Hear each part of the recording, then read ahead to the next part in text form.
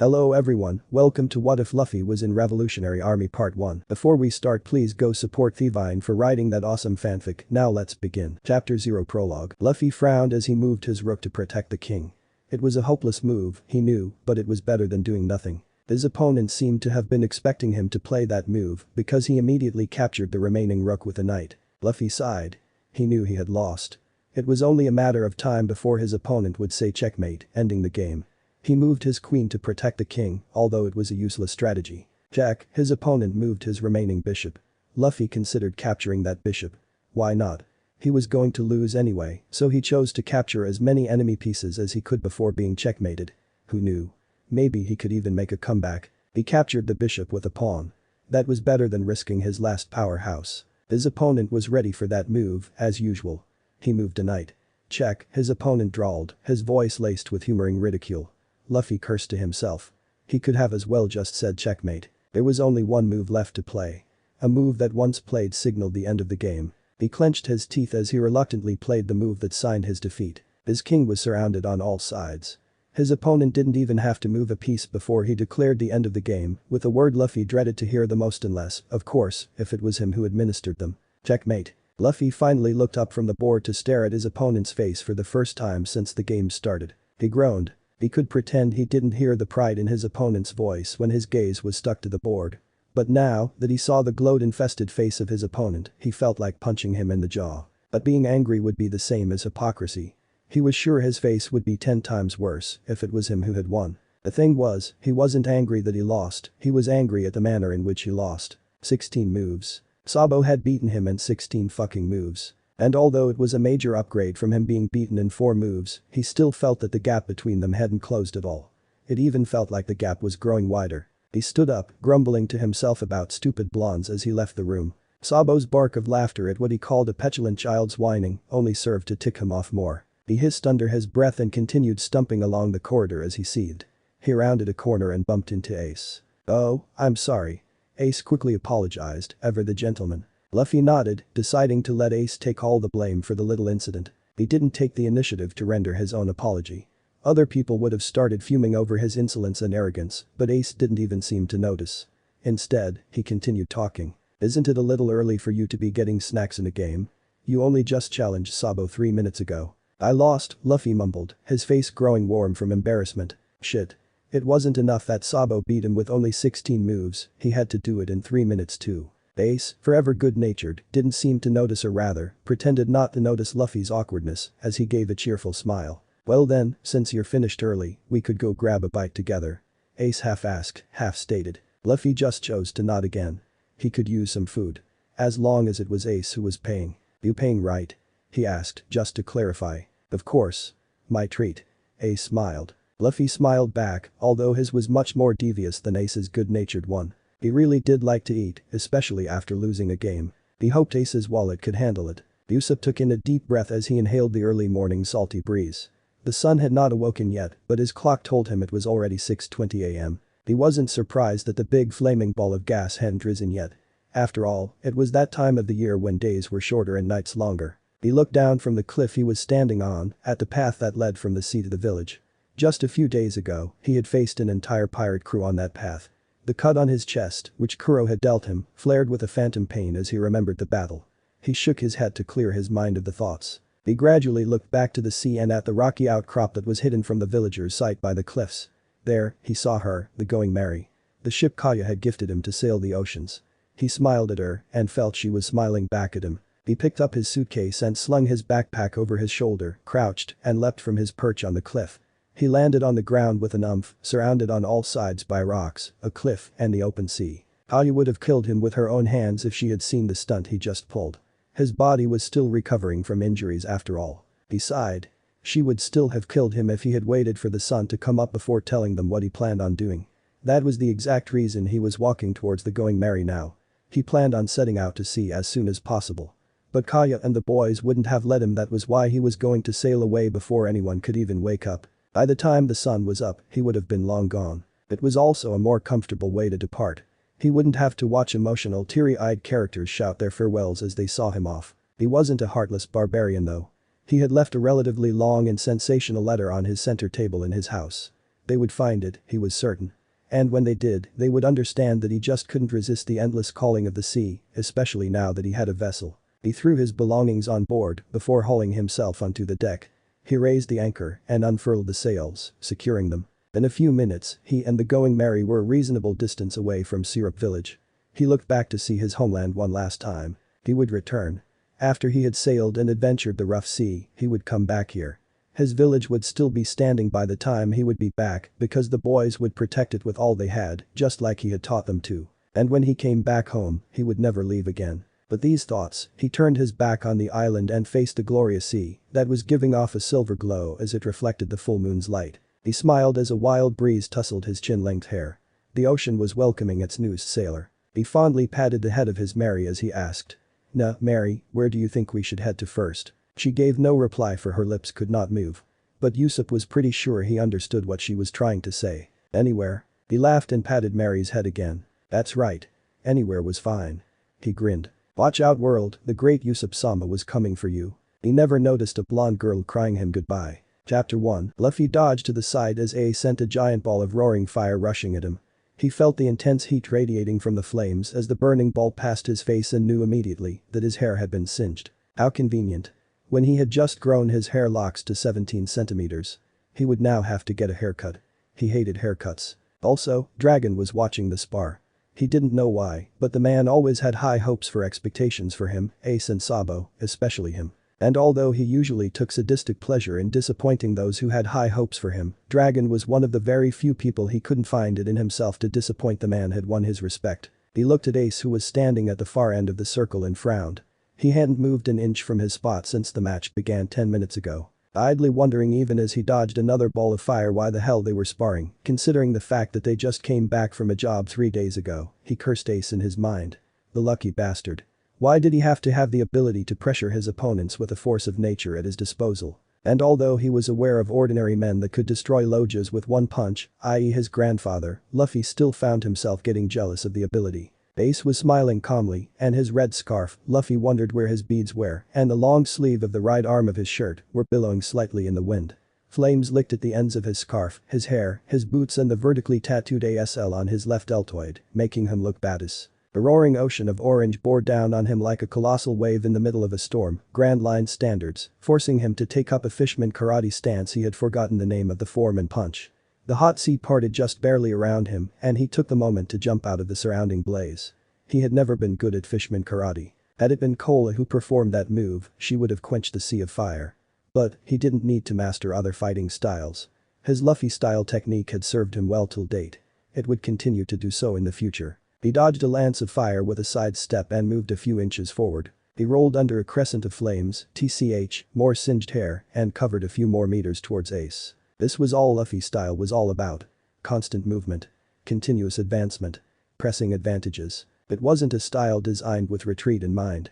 He pushed on through long-distance bombardment, weathered blows from opponents with longer reaches, all to get inside their guard and get really close and personal. Another cone of fire barreled towards him and Luffy ducked around it to the side. He took a few more steps, bringing him closer to Ace, the closest he had come in this match, and launched himself at him, already throwing a punch. Ace retreated a few steps and Luffy's fist cracked the ground and perhaps a few phalanges. Luffy hissed in pain, both from his aching hand and smarting cheekbone, as he flew a few meters away from Ace, effectively losing all the ground he had gained on him. Ace had kicked him while he was crouched. In mid-flight, parallel to the ground, he reached out with one arm and planted his hand in the ground, stalling his momentum long enough for him to do a quick backflip before settling into a crouch, all the while skidding back for a few more inches.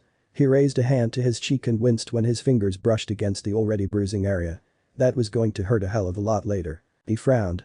That was the only problem he had with his fighting style. It left him looking really worse for wear when he was up against equal or stronger opponents.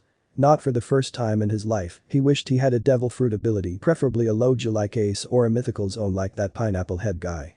What was his name again? Macaroon? Macaroni? Meh. It was a ma something though. It would allow him to also look spotless and more importantly badass when he was fighting. Just like Ace. But then again, that would mean he would lose his ability to swim. He didn't want that. Maybe. Sure, being a good swimmer had saved his life on more than 20 occasions. But, if he had a devil fruit, he wouldn't need to worry about being potentially drowned when fighting armadas. Right, erg. This was so confusing. Why couldn't he just be like Sabo? Sabo was also cool looking in a fight. He didn't get scrapes and burns and bruises while dueling with Ace. And he used a fucking plumber's pipe to fight all while hopping off people's heads. In some virtual world, a certain plumber sneezed. Speaking of which, where the hell was Sabo anyway? As chief of staff of the army and his sworn brother, he was supposed to be beside Dragon during such an event even as unofficial as it was. Maybe he was doing what he called hard labor, otherwise known as paperwork to normal people. Luffy personally thought it was an exercise the devil thought up in one of his numerous instances of pure evil genius. Or perhaps on a solo mission, he had gone on 7 back-to-back missions once, Luffy wouldn't put it past him to do so just after they returned. But Luffy highly doubted that Hack had beaten the importance of self-preservation into him, with the silent approval of Dragon backing him up. That, and the fact that the blonde idiot almost never went on more than one mission in a row without his brunette partner, and Luffy didn't think the leader of their organization was heartless to the point of sending the girl on another mission just after she just finished one she had only come back yesterday. Oh. That was it. The two of them were most likely making out in the blonde's office. It was not going to be the first, second, or third time either he, Ace or Hack had come across one of Sabo and Cola's intense sessions. Lucky bastard. It must be nice having a cute babe all to yourself while being part of the most wanted organization to ever be wanted in history. Criminals like them almost never had a chance at a romantic relationship in their lives. Running from the world government was a time-consuming task on its own. A knee in his gut brought him back to the moment. All the air in his lungs was blown out through his mouth by the impact and darkness crept into the edges of his vision. He had let his mind wander and he paid the price for it. Some small okay, a very large part of him at the back of his mind laughed happily. He had managed to move Ace from his position. Ha! Another kick sent him flying backwards for a few meters before he could even finish his thoughts. He looked up at Ace who was still unruffled by the battle and sighed when his vision blurred. Fighting a fireman for 10 consecutive minutes was an excellent method to get heat stroke. Ace seemed to split himself into 2 different hazy forms for a few seconds before joining back together and his head throbbed with a dull ache and Luffy was certain that he was soon going to be out of commission. He had to end this fight, soon his body had already started to respond sluggishly. The muscles in his calves tensed as he prepared to launch himself. Over 10 kicks in an instant, that was the goal. He normally could only kick 9 times and even that strained his legs, but if he pushed himself, maybe, just maybe he could pull it off, a genuine sorrow. He took a runner's stance and kicked. On and his body shot forward. His vision tunneled and he drew his arm back for a punch, coating it with wisps of armament only visible to those using observation hockey. He closed in on Ace in a fraction of a second and was about to throw his hockey-ingested punch at his face when an incredible pain shot up his legs. He stumbled, then fell to his knees. Fuck. No. Not now. His body could not fail him now. But it did. He tried to move his legs, but they just stayed there, not responding. He turned his head backwards to look at his legs, the sight almost scared the shit out of him. The muscles of his calves had been ripped from his heel to the back of his knee. This was ridiculous. He lost the battle without even landing a hit on his opponent. Man, Dragon would be so pissed. Those were the thoughts that flashed through Luffy's head before he was embraced by darkness. At least, I'm getting closer to pulling it off followed soon after. Usopp had been sailing for some days now and his journey had been peaceful. Not a single adventure, but the calm environment was much appreciated by him. He didn't like the sound of having to fight both pirates and marines at the same time while running for his life at every point. He hummed an old marine song that he once heard from a geezer fisherman as he finished tying the last edge of black cloth to the mast. He slid down the massive wooden pole, grabbing onto the riggings when he came close enough and swung himself all the way back to deck. He looked up at his artwork and nodded in satisfaction. He had finished drawing the flag yesterday night but had waited till daybreak before putting it up. The skull was a scowling white parody of his head, drawn from a bottom-up perspective. A bucket hat covered its head and it wore a headphone, covering its ears, beneath its hat. A green slingshot and a triple-barrel gun formed the crossbones. The Jolly Roger was pretty impressive if he was to be honest. It already looked like it belonged to one of the most feared crews in the entirety of the world. He shook his head and was about to head to the kitchen to fix himself something for breakfast when his eye spotted something on the sea to his left. He took out his telescope and looked through it. The object was a rowboat and guessing from the way seagulls circled it, there was something in it. He turned merry hard to port and headed for the boat. It took him about 5 minutes to reach the semi-wrecked vessel. He furled the sails and dropped the anchor, stopping Mary, then he looked down into the boat from the side of the ship and was surprised at what he saw. In the boat, there was a human lying face down in the boat. He jumped off Mary into the boat. His landing shook the tiny vessel a little too much and the person groaned. Usopp bent down and turned the person around. It was a girl. Her eyes were closed and her orange hair reminded him of some delicious fruit he ate once when he was a child at Tanja something. She smelt like salt, dried blood and old sweat, and her shirt was torn from the neckline to the stomach, revealing more cleavage than was necessary. He noticed she wasn't wearing anything under the light blue t-shirt.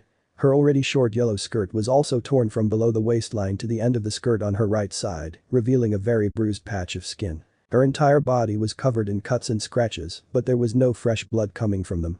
It was obvious she had received her injuries a while ago. Silently asking her to pardon him for the intrusion, he pressed his ear onto her chest, hoping to hear a heartbeat. It was still there, though faint and slow. The girl groaned again, and he quickly raised his head to look at her. She blinked open her eyes slowly and weakly. They were a beautiful shade of brown. Water, she whispered, her voice hoarse and cracked from lack of use. Usopp placed her head in his lap and leaned down, positioning his ear above her lips so he could hear her more clearly. Please give me water. She spoke again. She slowly raised her hand and pointed at a box Usopp hadn't noticed since he came aboard. It looked like a treasure chest. I'll give you all my treasure. Cough.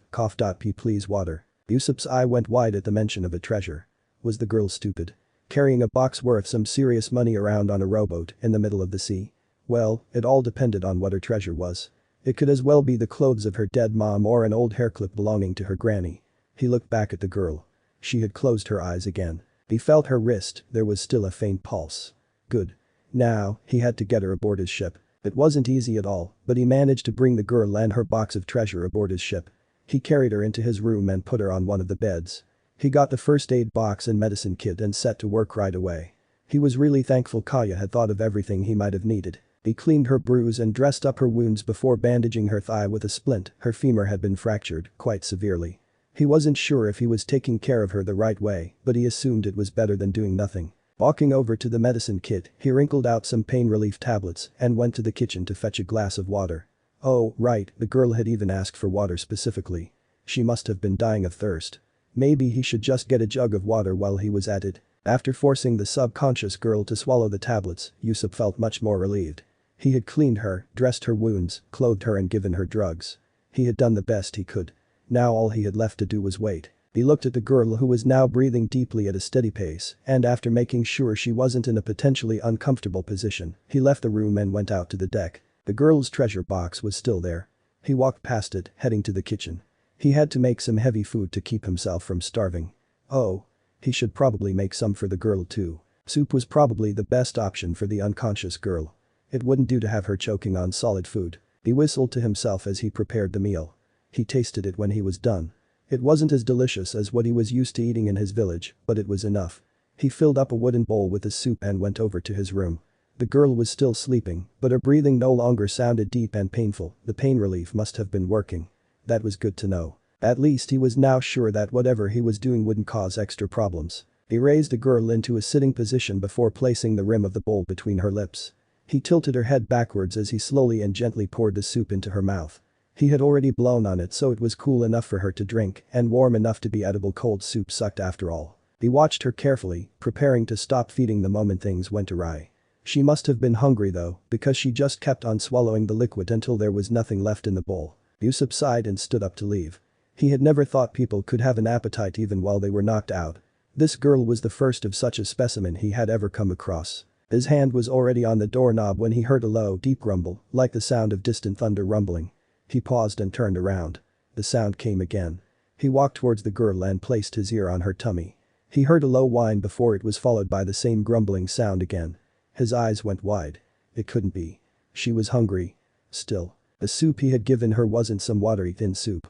It was the kind that was stuffed with all types of ingredients and nutrients. Taking a single bowl of that soup along with a chunk of bread was enough to fill some fully grown men back at home. Also, the bowl he used to feed her wasn't a normal bowl. It was the super extra large bowl, no kidding. He had guessed that she would be starving, but he hadn't expected her to even finish the bowl of soup he prepared for her, so he had been pretty surprised that she was able to finish it. But now, this was just ridiculous. She couldn't really be hungry, could she? Maybe it was just some kind of reaction taking place in his digestive tract. He placed his ear on her stomach again. And then came the grumbling sound.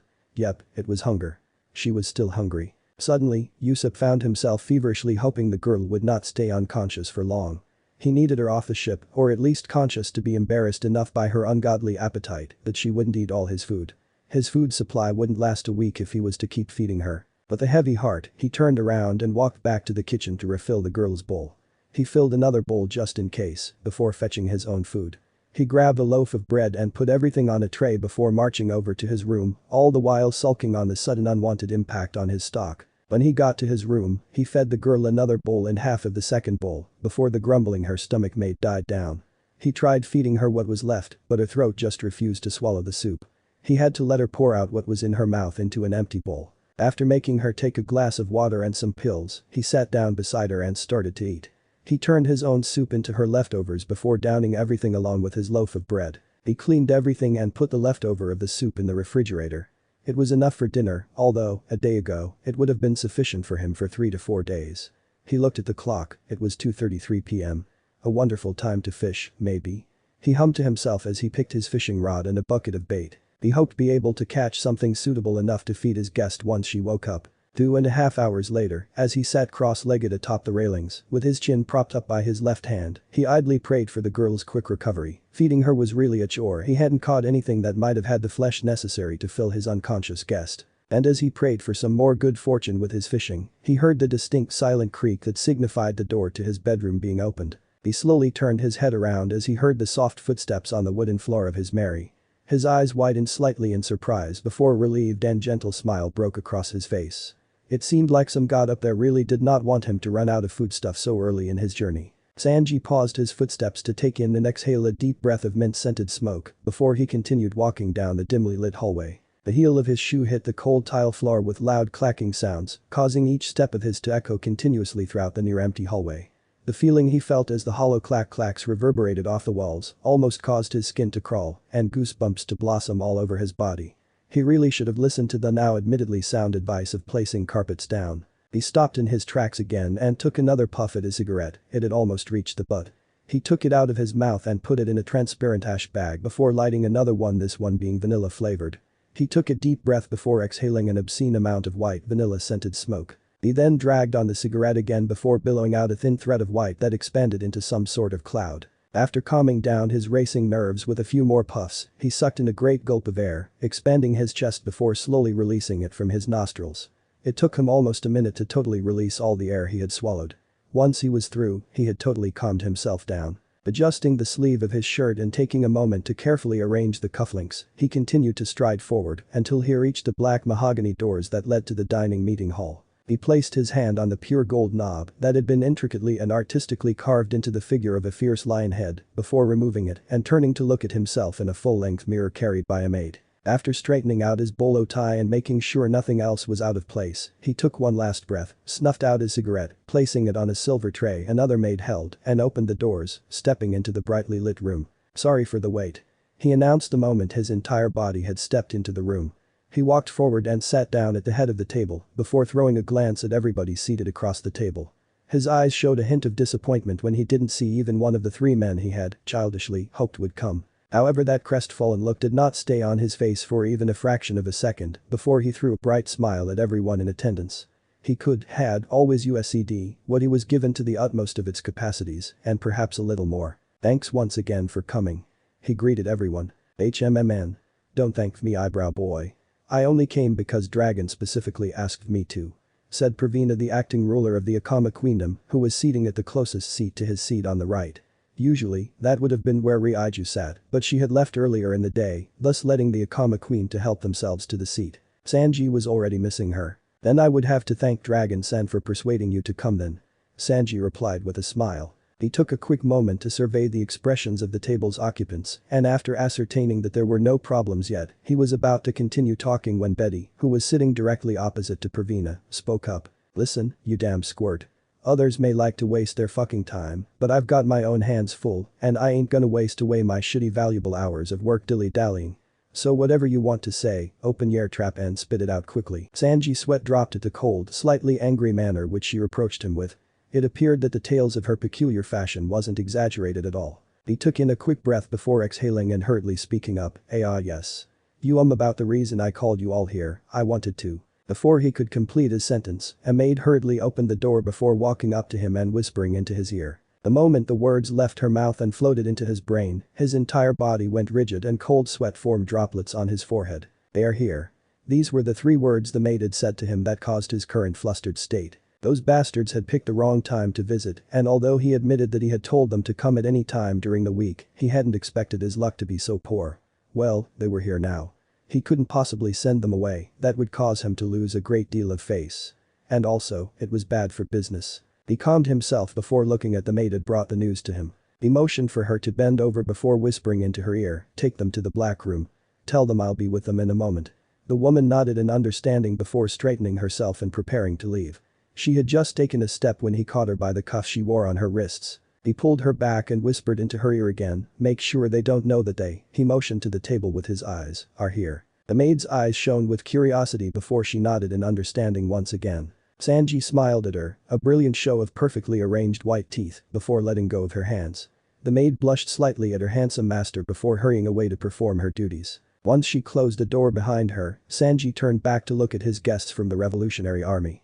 What he was about to embark on was beyond risky, but the profit to be made was also insanely high. He smiled again. "Well, extinguished ladies, gentlemen and Akama, I have a proposal." It had begun, now he couldn't pull out even if he wanted to. As he walked down the corridor, Sanji's heart, which had been beating erratically since his newest guests arrived, finally calmed down. A lazy smile was plastered on his face, and he would occasionally throw a flirtatious wink at one of the numerous maids that passed him, which in turn caused them to blush furiously. Ryuji would have scolded him for taking advantage of the innocent girls, but currently, he was too happy to even care. The negotiations between him and the Revolutionary Army had been successful, at least to an acceptable extent. And they had left without coming into contact with his other set of guests. For that, Sanji was beyond grateful to the Buddha. If the 2 parties had met, it was highly likely that all the negotiations he had planned would have fallen through. He stopped in front of the black painted door made out of sea prism stone that separated him from those within the room behind it, sighed, picked up his mask from the stand beside the door and put it on. He looked at himself in the handheld mirror that had been placed beside the mask and nodded internally. He had changed from his previous white dress shirt and deep blue waistcoat to a black shirt, off-white waistcoat and a white tie, knotted in the scale style. His mask, a red equipment that covered from his forehead to his nose, sat perfectly on his face, obscuring his visage.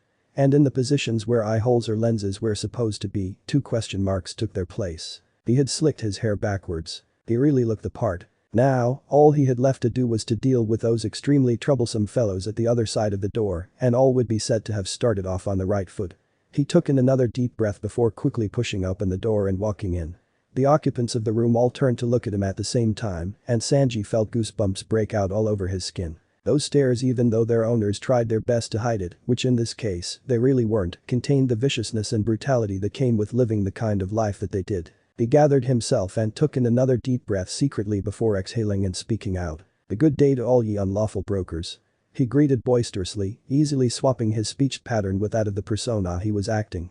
"Verily, I say unto thee, today will be an interesting day for a good number of you." Sanji smirked slightly in satisfaction as he saw interest shine in the eyes of numerous people among the group that sat in the hall. If things went according to plan, today would really be a good day. Both for them and for him. Chapter 2. Zoro yawned widely, which caused droplets of spittle to fly as he idly listened to Kuina as she yapped on about something he did wrong. He really wanted to sock her in the guts just to make her stop talking already. Her nagging was making his sake taste bad, and that was a terrible shame. He could smell the excellent quality off the mouth of the gourd. Not being able to fully enjoy it was utterly regrettable. He stuck his little finger into his left ear in an attempt to reduce the noise Kuina was making. It didn't work one damn bit. The woman was still mouthing off at him as if she hadn't been talking non-stop for the past 18 minutes he had counted. He took another swig from his gourd, choosing to ignore the plate of assorted grilled beef and sighed. So he had taken a little detour and deviated from their original route until she had to come back for him 3 hours later, which resulted in their completely missing the local sword fighting contest being held on the island.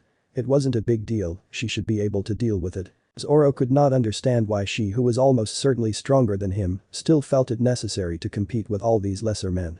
Did she take joy in feeling like an adult who was beating a baby? That must be the case. Why else would she get so worked up over not being able to compete against fresh dojo graduates? TSK. She really was competitive. If she wanted a real match, she should have come along when he went on his journey to challenge Mihik. He was beyond certain that the current world's strongest swordsman would have satisfied her competitive spirit, crushed it even. She would have brought the greatest of her skill to bear, the entirety of her abilities, all her strength and will and power. And she would have still been crushed just like he had been, left kneeling beneath the shadow of the grandest, staring up and up and up at the mountain looming over her, and left wondering what it would take to reach that level. If she would ever reach that level. Whether she wouldn't die before she could reach the peak. It would have given her that push she needed to once again chase after her dream, their dream. To sharpen her sword once again and overcome the stilling contentment of being just the strongest female swordsman in East Blue. He was sure of it. He rubbed over the stitches of his scar, his fingers tracing between the neat and even distances between each stitch as he pondered. At least it was what had happened to him when he faced him. The yank at the piercings on his left ear brought him out of his musings with a yelp. He turned to see Kuina with her fingers still pulling at his cartilaginous appendage. He glowered at her, and she lightly bit her lower lip, an unconscious mannerism that showed she was hovering between being worried and being nervous before asking. "You're thinking about him again, aren't you?" Zoro sighed before lifting his hand to pull her hand off his ear. "If you faced him even once, I'm sure you would too." He answered before taking another swig of his sake. As she had momentarily stopped nagging him, he took his time to savor the taste of his alcohol. It was wonderful. He glanced at her as he drank, and his eyes narrowed at her solemn expression. Sighing, he put down his gourd and turned to look her in the eye. He raised his hand to cup the back of her head before pulling, bringing her face closer to his. Surprise flashed in her eyes at the gesture, and she reflexively tried pulling away. Zoro felt her strain for a moment in his hand as she tried to get away before she relaxed, a slight sigh escaping her lips. He smirked slightly at her reaction before bringing his face even closer to hers and pressing their foreheads together. This close, her scent of dried bamboo, lacquer and sword polish filled his nose and reminded him strongly of the dojo. He didn't say so out loud, though she would resent him for doing so. He closed his eyes, "I'm sorry for everything," and apologized. He heard her take in a shaky breath before nodding against his head, her hand also cupping the back of his head. "I'm sorry too," she said. He opened his eyes and looked into hers, which were also staring back at him. He would never get tired of staring at them into them. Their color was just that captivating. A bluish gray that resembled the color of the sea when it was reflecting storm clouds. Stormy eyes, he thought as he drew his head away from her and laughed. "You're forgiven," he said, chuckling at her even as she gasped in exasperation and annoyance at him. He pulled at her puffed cheeks, something he would never have dared to do once upon a time, and laughed harder when she jabbed him, rather viciously, in the ribs. Then he let go of her cheek. The lazy smile plastered itself on his face, and he continued to gulp down the contents of his gourd.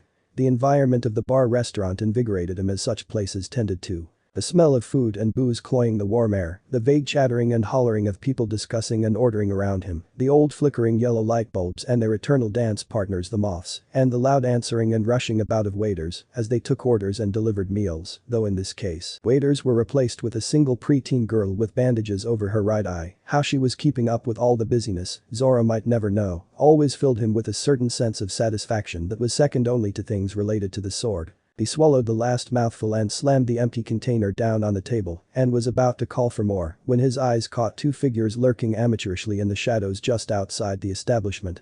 His smile fell immediately and his eye began to twitch in annoyance even as he clenched his fists. Those two again. What was wrong with them? He took in a breath to calm himself and to prevent himself from doing something he might later come to regret. He glanced to his side at Kuina. She was reading one of her books, Makeup Tactics. What the hell was that while sipping from a glass of beer? She hadn't noticed them yet. Good. He cleared his throat to get her attention and she looked up from the pages to stare at him. "Gonna go take a leak. Be right back," he said, hoping she wouldn't get up to lead him to the restroom. She tilted her in contemplation before responding. "Don't get lost. Seriously. I won't come looking for you." Then she went back to reading her book, promptly ignoring him. He sighed inaudibly, pushed his seat back, got up and gave an absent nod before picking up his two katanas. Nidai Kitetsu and Yubashiri and walking out of the entrance. Those two had bolted the moment they saw him looking at them. Smart. They wouldn't escape so easily though. He took in a deep breath as he tried to catch their scent. A moment later, his nose picked it up. A whiff of pronounced anxiety and nervousness, and he grinned taking off after the dissipating scent, winding through the crowd and turning countless turns. Damn, getting lost. He was going to totally beat any and all ideas out of their heads tonight and then he would make them bring him back to the bar and have them pay for the rest of the sake he would have that night. An evil grin flashed across his tanned face at the thought of having an all-night drink fest off those two. OPX. Robin hummed an old tune from an ancient North Blue festive song. She had forgotten, and that was rare, the actual lyrics of the song, and she only remembered that it had a verse about chopping off little baby's toes as she walked down the dark corridors of the hideout. It was night and the hallway was pitch black. She had tried turning on the lights earlier, but apparently, it seemed like somebody or bodies had broken all the bulbs, either as a prank or a scuffle had broken out, both tended to happen a lot. Either way, it was a result of excess energy and unhealthy doses of stupidity, she thought to herself as she had started walking. She hoped she didn't stub her foot in a crack in the floor, fall, break her neck, and die, only to be found the next day in such a pathetic position. Herself in the afterlife would be so embarrassed. She shook her head slightly to get rid of the thoughts that clouded her mind. Others were creeped out by her dark thoughts, and she was sure they would have taken a step away from her if she had been walking with them and voicing out her fantasies. Well, most of them would. The brothers, Cola, Hack and Dragon, had grown used to her deviating thought patterns. Especially Luffy, he was practically immune to everything she said, even the ones she herself viewed as gruesome. She came to a sudden halt and stared at the wooden door in front of her. It led outside to the world. She pushed the door open and walked out onto a projected veranda. She was at the highest story of the hideout, and from this veranda, she could see the coast. In front of the railings, a tall man in a green cloak stood. The night's breeze blew at him, and his cloak made flapping sounds. His neck-length jet black hair, combed backwards, was long enough for the ends to hide behind the dropped hood of his cloak. The silver light of the full moon broke through a thick veil of clouds and shone on the veranda, giving it a mystical glowing sheen. Robin took the scene before her in before walking to go stand beside the man. He stood there looking into the distance as if he had not noticed her presence. She didn't say anything either, they both just stood there, gazing into the night and letting the gentle breeze caress them. In the silence, beside him, she could feel the heavy weight of pressure emanating off him and pressing against his surroundings, her included. It wasn't an oppressive, stifling sensation though. It was more the feeling you would get when sitting next to a friendly giant, secure and safe, and she should know that feeling. After all, she was one of the few people in the world who could claim they had met a giant. Robin was sure that even he himself did not know the kind of feeling he gave her. It was his natural disposition, at least in her eyes. The rest all said he gave off different feelings from what she felt. She took in a deep silent breath to fill herself with his scent. It always made her feel calm, and the ticklish sensation it spread through her nostrils left her feeling warm inside, like she had coated her insides with a fuzzy blanket. Not for the first time, she wondered if hugging him would amplify that wonderful sensation. She had only ever hugged him once, when she was 15, and she couldn't fully enjoy the feeling because she had been bawling her eyes out. She took a tight grasp on her running thoughts as she sought to calm herself. He had called her out here for a reason, most likely a mission. She wanted to hear it in a serene state of mind. And so, like that, they stood there throughout the night. When the first rays of red sunlight peeked out from over the horizon, he stirred. The movement caught her attention immediately. He had been motionless for the past 4 hours. He turned to look at her, and the red crisscross tattoo on the left side of his face glowed like blood on his copper skin in the early morning rays. "Robin," he said, his baritone voice stable. "Dragon-san," she responded. "That Luffy? You're going to Alabasta?" "Aye." Then she turned and left. That one sentence had explained her entire mission to her. It was time to return to being Miss All Sunday. And this time, Luffy was coming with. She chuckled as she wondered how his reaction to a desert country would be. OPX. Nami knew from the moment her eyes fluttered open that she was not in her clothes. The soft cotton shirt that felt like it barely reached her mid-thigh didn't have the feel and smell of sweat, blood and salt that her original outfit was supposed to have. She tilted her head as she looked around at her surroundings. She was in a wooden room, a ship cabin to be exact. She could tell from the logbook, maps, and drawing materials on the table to her far right. The air smelled of sawdust and polish with little to no personal scent lingering in it. The ship was new. She closed her eyes as a sudden headache bloomed behind her eyes, piercing through her brain all the way to her scalp. It felt like her skull was being cracked open like a nut. It didn't feel good. She raised her hand and placed it on her head. That was when she noticed the bandages. The soft, slightly rough papery texture of white material wrapped around her palms confused her for a moment before she recalled the injury it had sustained some days ago. It had been a knife cut, the blade stabbing deep enough to pierce out through the back of her hand. She sighed softly as she sat up and lifted the thin blanket that covered her off her body. As expected, her right thigh was wrapped tightly in thick bandages, a splint holding the broken limb together. She slowly reached out her fingers to touch the damaged limb. Even through such thick bandages, she felt a sharp prick of pain the moment her digit came into contact with her thigh. The sensitivity of her damaged leg surprised her. She sighed again. This was going to put a hamper on her plans. She couldn't go robbing treasures with a broken leg now, could she? Wait a moment. Treasure. Treasure. Crap. It just hit her that she just gave out her treasure to some passerby just to save her life. Why did she take the initiative to do such a stupid thing? A normal ship would have helped her treasure or not. And a pirate would have left her to rot after acquiring her treasure. And since she was alive, it was obvious she hadn't been found by pirates, which meant they would have saved her anyhow. Now, she had just given away a part of her riches to some person in exchange for what? Dressing up her wounds and probably feeding her. She looked around the room, hoping to catch a glimpse of the black wood of her treasure chest hidden away somewhere. She was quickly disappointed though. Whoever had gotten his hands on her treasure had hidden it well enough to hide from her well-trained, treasure-seeking eye. She sighed again for the third time since she had woken up 2 minutes ago. This was turning out to look pretty dreary. She turned to the bed stand on her left, on it was her assemble-able bow staff. It had been cleaned of blood thoroughly, and there was a new lock on the second part where the old one had been broken, at least, they weren't trying to unarm her. She picked up the 3 parts of her weapon and within the blink of an eye, had assembled the entire contraption. She swung it lightly. It felt a little heavier than usual. Probably the post-effects of her lengthened weakened state. That in the new lock. Placing the butt of the staff on the left side of the bed, she used it as a post to carefully and gently shift herself till she was sitting on the edge of the bed, her feet firmly planted onto the wooden floorboards. Taking a deep breath, she grasped her staff with both hands before pulling herself up, making sure to put all of her weight onto her left leg. She made it about halfway up before she felt herself falling back down into the bed. The pain followed closely after. A sharp stinging sensation that pricked her entire body from head to toe, accompanied by the heavy pounding in her head and heart, dull aches in some joints and fiery ones in her marrows, served to numb her entire system, causing her to fall into a temporary paralytic state. She wanted to cry, but she bit her tongue. If she made any unnecessary noise and attracted the attention of the people on board, she wouldn't get any other chance to sneak around and look for her treasure. After a few moments had passed and she felt like most of the shock-like state had worn off her body, she slowly sat up once again and tried getting up. The result was the same as before, but she was not giving up. Pain be damned, she was going to find her treasure whether her body liked it or not. After 6 more tries, she finally made herself stand. She took a few moments to savor her victory against pain, stress and vertigo, before slowly but surely making her way to the door. Chapter 3. The 99th Culinary House, though recently established, had been one of the greatest, if not the greatest stronghold for raising chefs who had gained great recognition and achievements in the culinary world for the past 100 or so years. Koby looked at the giant building sitting atop the island and had to consciously keep himself from gaping. Since when were schools so big? The towering pagoda-like building that was at the crux of the island pierced through the clouds, forever basking a good part of the island in its shadow, no matter the time of the day. Even as he stood at the front of his ship over half a mile away from the island, the monster-like semi-ancient pressure that bore upon him reminded him of Mr. Garp's aura whenever the fridge had run out of rice crackers. He couldn't help but wonder if there was an ancient existence hidden within the humongous walls that was unconsciously leaking its aura. Well, whether the old new school had an ancient beast protecting it was no one of his business.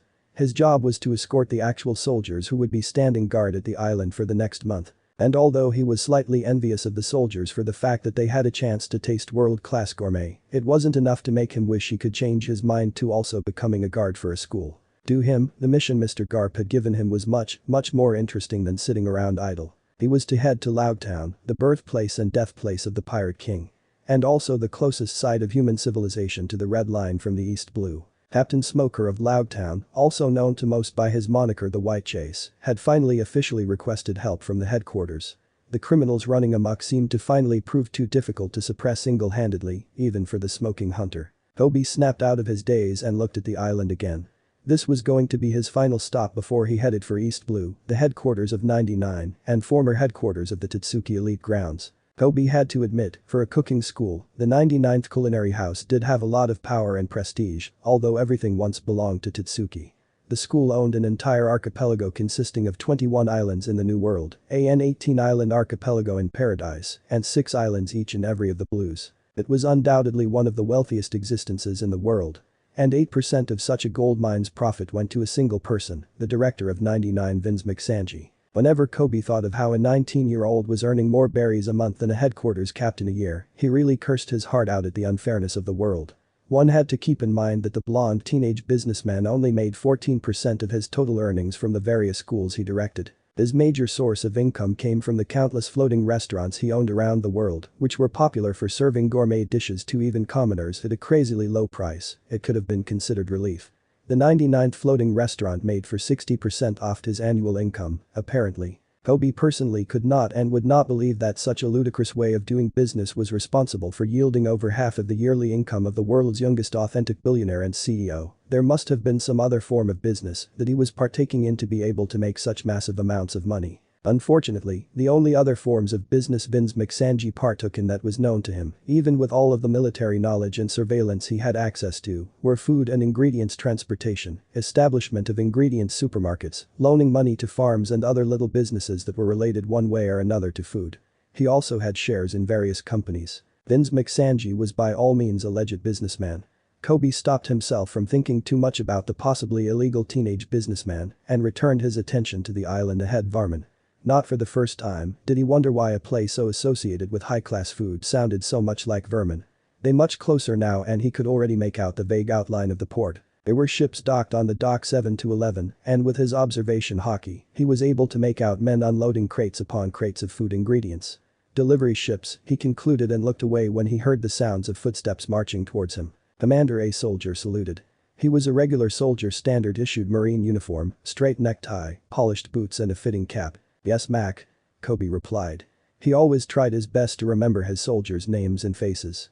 And if he could, their family, or in an organization like the Navy where there are countless others like you, it made you feel appreciated and useful when your superior treated you like an individual with a life and dreams, rather than a part of a collective whole or a tiny useless cog in the great machinery that was your unit. "We've received permission to dock," Mac informed him. "Gotcha." Mac hesitated a bit before eventually saluting and turning around to march back to the pilot's cabin. Koby smiled at that.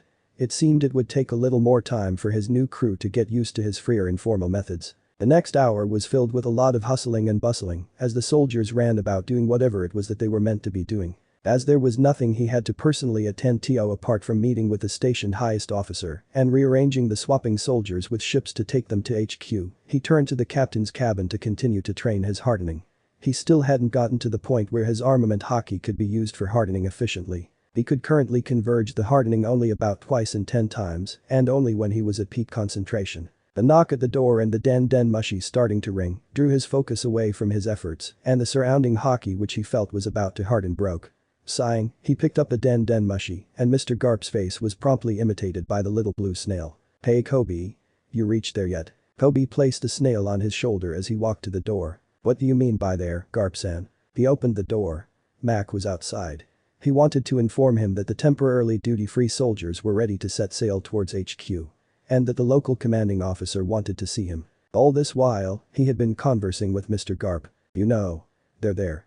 That place I sent you to." Mr. Garp hadn't officially sent him to reinforce Logue Town, he was heading there on unofficial orders.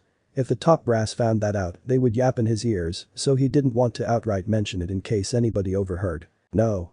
Just reached Varman.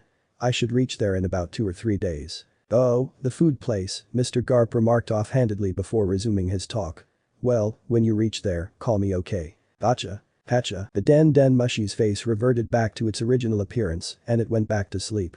Koby handed it over to Mac, then continued to hurry towards the meeting place. The local commanding officer was waiting with his retinue at the dock. Koby was a little surprised at that. Although he hadn't asked for the location from Mac, he had assumed that the partly door-handle mustache man would have been sitting behind some giant desk in an over-decorated office, waiting for him to show up with salutes and formal greetings. He didn't expect the man to come over to meet him after all, he was but an ordinary HQ captain, while the other party was a captain. When he reached him, he offered a salute and was about to introduce himself according to military standards when the commanding officer spoke. "Oh, don't bother with the stuffy formalities." He waved his hands, then reached out for a handshake. The handshake was firm and stable, a sign of a confident man with a superior status. Somewhere at the back of Koby's mind, he was mildly surprised by the amount of strength hidden beneath the chubby fingers. "I'm Hebros Yud." "Koby," he responded. "Commander of headquarters." The man, Hebros, waved his hand in dismissal. "Let's not bother with the stuffy formalities. It's just a change of guard. And no one's here to make sure all those unnecessary ceremonies are performed anyway." Koby nodded. He thought he might have developed a friendship with this man, with all his frankness, if he had stayed on Varman for a few more months. Sadly he was bound to be forever placed cordial on intimacy scale. The change of guards, as Hebros had said, was simple and quickly gotten over with and immediately after, Koby and his men were sailing away. The HQ returning vessel would sail alongside them for a few hours before they would move in almost opposite directions to their destinations. Koby ignored everything once again and went back into the captain's cabin to continue his hardening exercises. He was determined to reach a proficiency of at least 4 out of 10 before he arrived at East Blue. The ship continued to sail, past the calm belt and over the heads of giant sea kings all the way into East Blue. They arrived at Logue Town in 3 days just as he predicted. And when Mac went to inform him of the fact, he stopped his training session reluctantly. He had only just managed to harden his armament hockey 3 out of 10 times at a constant rate. He cleaned himself up and put on his coat and badges, made sure Smoker was informed of his imminent arrival, and made his way to the deck while dialing Mr. Garp's number. He picked it up at the first ring. "Hey Koby. You there yet?" "HMMNH." He hummed affirmatively. "Okay then. Have fun. Greet Kuzin's little friend for me." Then he hung up just like that. Koby was startled for a moment. Was that all? He had expected something more substantial since Mr. Garp had been very insistent on him reaching Logue Town quickly. Oh, well, numerous mobs and countless weak criminals to take down. He felt enlivened. He had arrived at East Blue. OPX. Ishigi knew that Smoker-san knew that she knew he didn't know about the arriving soldiers from HQ. He had been the one to request reinforcements, but he hadn't believed that HQ. He had been the one to request reinforcements, but he hadn't believed that HQ would have deigned to approve his request. The criminals that slipped through his fingers into the Grand Line were after all the weakest in the world. They would have died sooner or later. Because of this, he had forgotten about the request the moment he issued it and had thrown himself into catching criminals. And so, when they had received a call from HQ Marine ship informing them of their imminent arrival, Smoker-san was shocked. Tashigi didn't blame him though. She too had believed that their matter would have been ignored by the top, and so, she had only made some perfunctory arrangements to welcome who she had believed wouldn't even come. Now she was left scrambling to make adequate arrangements for the soon arriving 100 men. 2 hours. That was all the time she had to arrange living areas suitable for the likes of the headquarter soldiers. Thankfully, the base still had enough space to accommodate the sudden influx of residents. She just had to get it cleaned up in time. She ordered 30 soldiers to accompany the chore boys in cleaning up the unused quarters and went on to inform all the soldiers about the latest news so that they would have enough time to start and finish their preparations before their arrival. After doing all that, she marched to Smoker-san's quarter and knocked rather loudly. He grunted her in. She was met with the familiar sight, scent and feel of a smoke-filled room with its choking smell of tobacco and ash and borderline unbearable heat. She squinted as her eyes caught the hazy figure reclining on a chair, his legs stretched out on the table before him. "So, Smoker-san. What are you going to do about them?" she asked. Silence answered her, and the smoke in the room increased in volume until she could only make the vaguest outline of his shape. She didn't repeat herself, though, neither did she back off even as her throat itched terribly and her eyes watered behind her glasses. The smoke continued to increase until the entire room was wide and acrid, and she was about to start coughing and stuttering when he answered her. "Nothing. You take care of it," his voice deep. Then the smoke receded until it was back to the state it was in when she entered. Ishigi looked at him through blurry eyes. He was now sitting hunched with his feet on the ground and his elbows on his knees and then turned around to leave. "It's most likely Koby coming," he said when her hand was on the knob. She didn't give any indication that she heard him as she opened the door and left. OPX. Vayner slipped outside and closed the door as quietly as he could behind him while they were still arguing. The moment the bolt was latched properly, he sped off as quickly as his scrawny legs would allow him. It would be long before they noticed he was gone, but he didn't want to be around them any longer because of that. The day was an early day, just 11 o'clock, and they had already started their row breaking. Vayner wished they would wait till evening before they started their fights. That was the time the neighboring couples also began theirs. He had long stopped praying to whatever supposedly listened to prayers to stop his parents fighting and intolerance for each other. They hadn't acquiesced the helpful prayers of a toddler him. There was no way they would listen to a sinful grown-up. He was 14, so yes, he was a grown-up, no matter how his malnourished 10-year-old physique may try to misinform and convey otherwise. It didn't matter much though, plus, when he returned, they would have already ended their spat for the day, which meant a good night's sleep for him. Brushing away the thoughts of his broken family, he rounded the corner and saw his destination. Occasionally, he still wondered why the old man would open a bar in the old and uninhabited side of town, but, like a lot of things, that didn't matter. What mattered was that he was going to squeeze a few berries out of the geezer every time he visited. Said plan was probably not going to work today, as the bar was locked chains, padlocks and bolts from the outside. That meant the old man was out. Vayner hung around for a few minutes to see if he was coming back soon, but when no signs of the old man showed, he turned round another corner and walked off. Picking at his teeth, he wondered what he was going to do with his time. He didn't like sitting around doing nothing, and when he had excess time on his hands and nothing worthwhile to spend it on like his current situation, he found something productive to do, whether it be working out or trying to get the hang of manipulating water molecules. God forbid him trying to steal just for the fun of it like his age mates. If he was caught, he would be killed instantly. The barely repressed disgust in the eyes of even the homeless paupers he passed by convinced him of that. And not for the first time, he wished the gene that skipped his father had also skipped him. His skin, the greenish brown of a tanned sailor with seasickness, like from one of the picture books he had read, sharp pointed rows of teeth and thin black slitted pupils on a yellow sclera, marked his non-human heritage and caused his discrimination. The only people who seemed not to care, excluding his parents, about his ancestry were Tashigi, Captain Smoker and the old man. Subconsciously letting his feet lead him brought him to the docks, a natural affinity for water in his genes perhaps, and he sat down on the wet wooden platform that reeked of fish and looked down at his reflection. Not for the first time, he wondered if he could survive beneath the waves. He had no gills that he could tell over fins or flippers or even any exaggerated webbing between his fingers. Nothing to pin him as a merfolk except his dad's words. And again, he wondered if his dad was telling the truth, if he truly had the blood of a moray eel fishman running through his veins, the blood of any non-human species really, or if he was just afflicted with some sort of crazy disease that originated from the Grand Line. His musings were cut off by a loud, deep horn. He looked up to find a battleship approaching the harbor, and his heartbeat spiked for a moment. In that instant confusion, he thought they were about to be raided by pirates Don Krieg perhaps. But all his fears receded when his eyes caught the insignia on the sails. Marines. Phew, the sound of approaching footsteps behind him made him turn around. Ms. Tashigi was leading a big group of marching soldiers towards him. He immediately understood that something important was going on, or at least about to happen, and made himself scarce by running away. Not that he was afraid of Tashigi, mind you. He just wanted to view what was about to happen in secret. Adults like him like to do things secretly after all. Tashigi must have noticed him earlier, but she hadn't called out for him to come out of hiding, so he crouched behind a broken canoe and watched as the marine vessel lowered its gangplank and let a pink-haired teenager with a white coat walk down it. Vayner gasped silently in his mind. This person could not have been more than 18 years of age, yet he already had the white coat, only ensigns and above were privileged enough to wear the white coat. Even Ms. Tashigi was still a chief petty officer that meant no white coat for her. And she was the second strongest marine on the island. And 21 years. That was the age of a full-blown adult. For a young man like him to be at that position meant that he was very capable, perhaps he was even Grand Line material. Vayner wondered why a possible Grand Line officer would be paying them a visit. Sure, there was a constant flow of criminals into the island, but Commander Smoker had the situation contained. What could possibly bring another white coat officer to Logue Town? He breathed out through his nose then froze. The pink-haired marine's eye snapped towards his location and stayed there. Vayner held his breath while staying low. He couldn't have possibly been discovered right. He was a full 20 meters away from them. No one should be able to notice him right.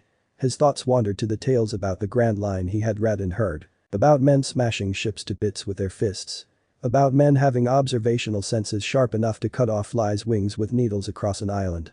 About men who with but a thought could bend weaker men to their wills. About the so-called hockey. He had always believed that hockey was just a myth. A very popular and worldwide known myth that was raw material for half the books he read and tales he heard, but a myth anyway. But for whatever reason, as he clasped his hand over his mouth and cowered behind the broken vessel, feeling someone's gaze on him, he suddenly believed. He believed in hockey. He believed in Sky Islands. He believed in the Rainbow Mist. He believed in the Grand Line. All the things, ideas, concepts and theories he had once scoffed and treated as cowardly sailors' excuses, he now believed in. Ghosts, zombies, angels, demons, minks, he believed in their existence. And, as he still felt that all-seeing gaze looked on him, he came to a decision and chose to believe that the Marines were the strongest organization on the seas, because, how else would they have a member so powerful? His very gaze caused Vayner's insides to break out with goosebumps. The man, as if knowing his thoughts and agreeing to them, looked away. Vayner knew this because he felt the uncomfortable gaze recede, and Vayner felt something blossom in him. At night at home, even as the surroundings were comfortably quiet, he couldn't sleep. He turned and bossed in his blankets, trying and failing to convince Morpheus to touch his eyelids. His mind was filled with the image of two coral pink eyes looking down on him from above, and he felt unbelievably small and shrinking still under their intensity. His eyes snapped open, and he turned to look at the clock in the house, a broken grandfather, missing the second hand and its pendulum. It was 10 p.m. exactly. Vayner sighed. It was going to be a long night. 0000. For the past 1 week, Vayner had been bumping into the pink-haired marine a lot. On the streets, at Cindy's, at the Den Mushy shop, in front of the marine base, and no. He was definitely not stalking the man, because how weird and creepy and perverted would that be? He just happened to be there when the marine caught amok criminals and bought ale and strolled around the city and did just whatever it was that he was doing. Yes, it was all just a series of coincidences. It was still a coincidence that he was now crouched behind a hedge, watching the marine catch slippery fish hatchlings with his index and middle fingers from a tube in front of him with his eyes closed. Vayner supposed it was some kind of training, perhaps to increase or polish the accuracy of his other senses, and resolved to try it out once he got home. Verizet let a fishling's drop with a plop back into the tub and stood fully from his slightly bent over posture, and Vayner took a step back, ready to bolt away at first second hint of trouble. He didn't believe he could outrun the man, he had seen him catch faster men with frightening ease, but he believed he would at least be able to make one loud desperate scream before he was silenced. The man walked into his quarters and Vayner's butt hit the floor as he collapsed in relief, tension bleeding off him. That was close. He thought he had been caught. The punishment for trespassing on 2 military grounds were quite severe. After a few moments, he began to stand up from his position ready to leave when the Marine came back outside, holding 2 cups of hot something. Vayner paused. A dozen thoughts flashed through his mind in less than a nanosecond. He learned that word in a publicized research article by Vegapunk, starting with "Why is he outside?" and ending with 2 cups. Oh my god, 2 cups. 2 cups. What did that mean? Did he have a guest? Was it a personality quirk? Was he toasting to a fallen comrade? His thoughts raced a mile a second as he tried his utmost best to keep his body perfectly still. The man was directly facing the hedge behind which he was hiding. The seconds passed painfully slow and sweat rolled down his face in waves, then the man who had been squinting dangerously at the hedge sighed a tired sigh. Vayner felt his heart relax slightly. Perhaps he really was toasting to a dead friend. Then the man spoke. "Come on out, little guy. We both know you're hiding behind the 6th bush compartment of the hedge on the left. I even made tea." Vayner felt his relaxing heart tighten, heart attackingly, painfully, and swore under his breath, in his mind of course. Fuck. Chapter 4. Each kept on repeating the plan in his head, even as he rode as silently as possible towards the hut.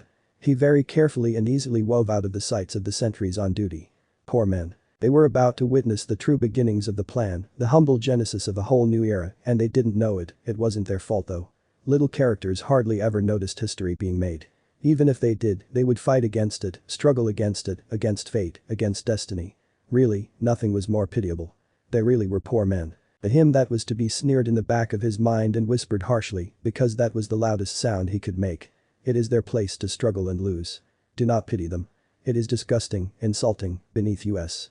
To pity them. That would be the same thing as pitying the faggots that are to be burned to warm the house. It is hypocritical. Teach did not so much push him as he immediately shoved him back to the recesses of his mind when he started to rave and rant. If he let him continue to talk, he would gradually be influenced by his madness. He didn't want that. But you need it.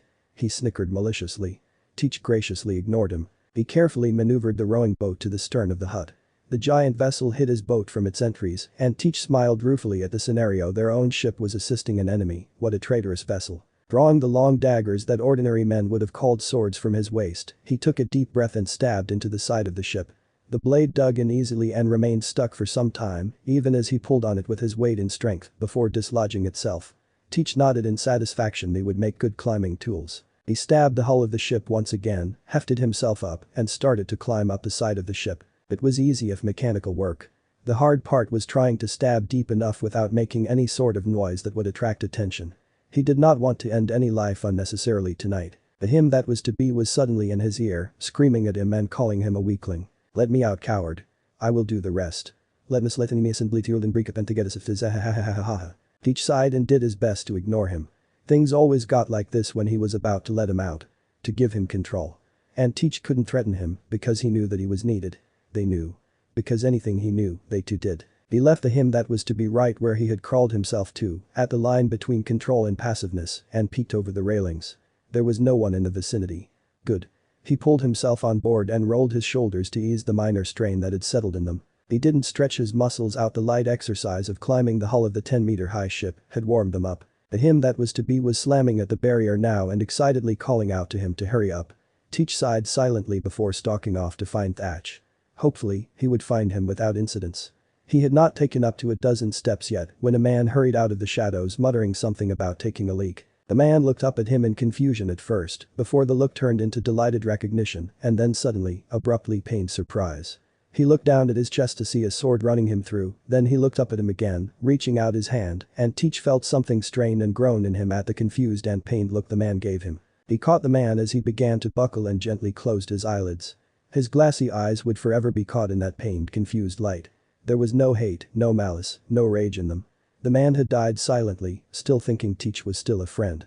That straining feeling within him stretched further within, and he had to consciously force himself to keep the barrier firmly held. He hadn't even realized that he had released him, well, a part of him until he saw his dagger running through the man. The him that was to be cackled madly, and Teach imagined him bashing his head against the barrier, crushing his nose and craving, asking for more.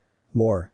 More. Teach took in a deep breath and held it, and whatever it was that was straining inside of him slowed and stopped, and he breathed out slowly, reciting the plan in his head. When he was finished, his heart was calm again. Right. He had an era to kickstart and a world to take care of. He was not going to fail on the first step. He took another breath and continued to walk forward, silently and carefully, ready to bring him to the forefront at any moment's notice. The rest of the way was without any incidents. Or so Teach would have loved to say. But the unfortunate truth was that by the time he reached the door to Thatch's cabin, a dozen bodies had already been added to his kill tally. He sighed, then he opened the door, bent over, and went in. Thatch was on his bed, snoring without a care in the world. Teach looked at him, his best friend in the last 2 decades of his life, and thought how easy it would be to just snuff out his life as he lay prone and unconscious. In the end though, he switched on the nightlight and sat down on a chair beside the bed. He was going to try to talk this out. Thatch. Snore. Thatch. Snore. Thatch, wake up. He shook the bed. He woke up with a start, his hand already reaching for his sword. He wouldn't have been able to grab it, though Teach had already taken it, before he recognized Teach. He relaxed instantly upon realizing it was his friend and dropped his guard entirely. Oh, it's you, Teach, a yawn, watcha do an ear. Teach looked at him and waited for a few moments before he began to speak. Thatch, listen to me. I have something very important to tell you.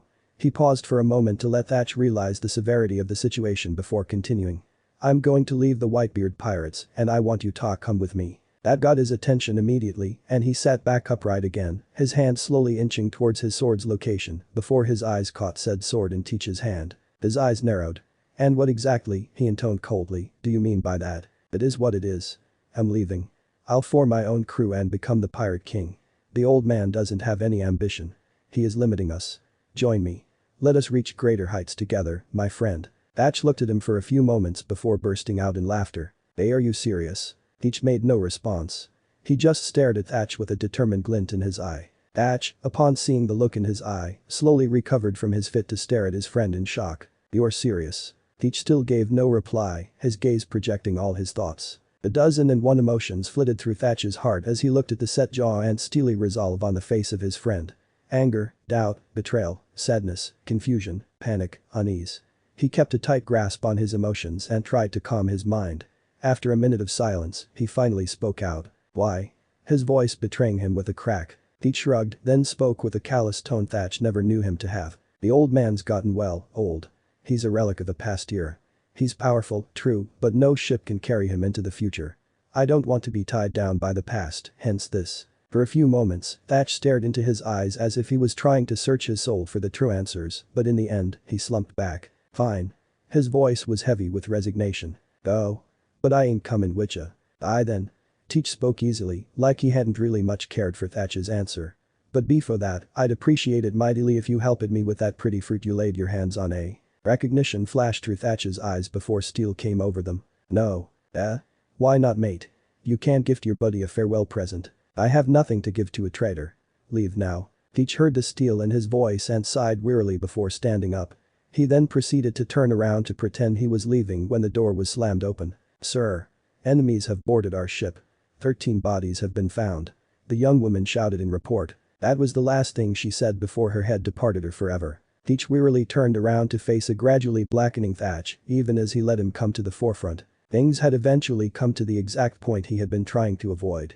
Now, he had to follow through. 2 hours later, he stood atop the burning deck of the hut with a devil fruit in one hand and a down Thatch clutched by his torso in the other, the broken, sinking shape of his own misfortuna barely visible in the background inside. Thatch had put up a good fight and Teach seriously, honestly considered ending him once and for all, but he gave up on the thought. The living Whitebeard commander was always better than a dead one after all. He threw him onto his rowboat and jumped into it. It was sort of amazing how the tiny vessel had survived the battle. Then he placed the fruit within the folds of his jacket and tied Thatch up. Looking at the scene of destruction in front of him, he started to row away. He had a lot to do. A crew to gather, positions to claim and plans to set in motion. For the crew, Augur was waiting for him somewhere in paradise. He could start from there, but all in all, it was off to a great start. The news of his betrayal would reach the Moby Dick soon, and he would have to deal with an angry Whitebeard having him on his radar, but that was all in a day's work for a pirate, right? OPX Monkey D. Dragon, a man known by many, feared by many and hated by many still more. A man who had gained the most notorious title worst criminal, being the third person after Naya 1000 years to do so. The man who challenged the world, man and god alike was sitting on a plush comfy one-seater, staring at the complex setup in front of him with an intensity someone of his level both power-wise and intellect shouldn't use when facing a game. Well, it wasn't a game. Not really. Even though it was dressed as one. The many levels upon levels of decagonal chessboards and pieces both from and unrelated to chess scattered across the various boards made the setup in front of him look like something more serious than a game. Indeed, upon closer inspection, the levels of the boards, the pieces on said boards and their positions, seemed to imitate and reflect something from the real world. The smarter person would have already guessed, this game of chess was a simulation. A simulation of the world. The various pieces represented different organizations, factions and individuals, and their movements mirrored the actions taken by their real-life counterparts. Of course, a simulation of this scale was bound to have a lot of errors as a result of lack of information, secret movements and the like. But that was of relatively minimal consequence. He could always adjust things accordingly if needed. For now, he moved a huge black knight on the 8th board from the bottom a bit. It was really a tiny bit of shift, really the piece just barely had half its body crossing the square. The tiny movement was to be expected. After all, the man behind that piece was acting in secret and without involving himself physically. That and he was a big player. If he made great moves, the impacts would be resounding, disrupting the carefully maintained global balance. This was the reason most big players didn't move rashly and openly. They stared intensely at the entire model, studying the current positions of the countless pieces at their various levels, and cross-referenced them with the inflow of various news and information available to him, trying to predict the next plays of his opponents, and in the process stopping them all the while trying to limit the emergence of significant wildcards and variables. It was grueling work. The stress it forced on his brain was enough to rival if not surpass entire halls of world government scientists brainstorming over how to create infinite energy sources and years' worth of the examinees participating in the world government chemistry, biology, and physics screening program in terms of brain consumption. This was not a lie. Or even an exaggeration. Such level of brain work was of course not his usual routine. But he was doing so today precisely because it was a special case. There was an exception. Destiny had informed him of her vague premonition of a great and violent change to the state of affairs of the world, but with the current information she possessed, she was unable to grasp the direction or in even which form such a change would come. That had led to Dragon revisiting his simulation of the world in an attempt to figure out what possible anomaly had popped up. He looked at the setup once again, giving it his all even as the blue light radiating off Destiny from behind him faintly illuminated the entire otherwise dark room and relaxed him. The result of his attempts were unsatisfactory to say the least. He had not been able to discover anything with enough power to cause such massive changes on a grand scale. Nor was he able to identify any suspicious growing force. Of course, there were a few situations that could result in drastic turns of events for the world, but he had them firmly under control. Pluto's blueprints. Poseidon. Uranus's power core. Vegapunk's true research. Abandoned outer space stations. For every world-changing threat ability that he could think of, he had them on maximum level surveillance and unmanned security in places where he couldn't quite trust anyone with their locations and a plan for them or to counter them should they resist control. The world was stable still. At least for now. But now that Destiny had warned him, he wouldn't let his guard down. He wouldn't rest. Couldn't.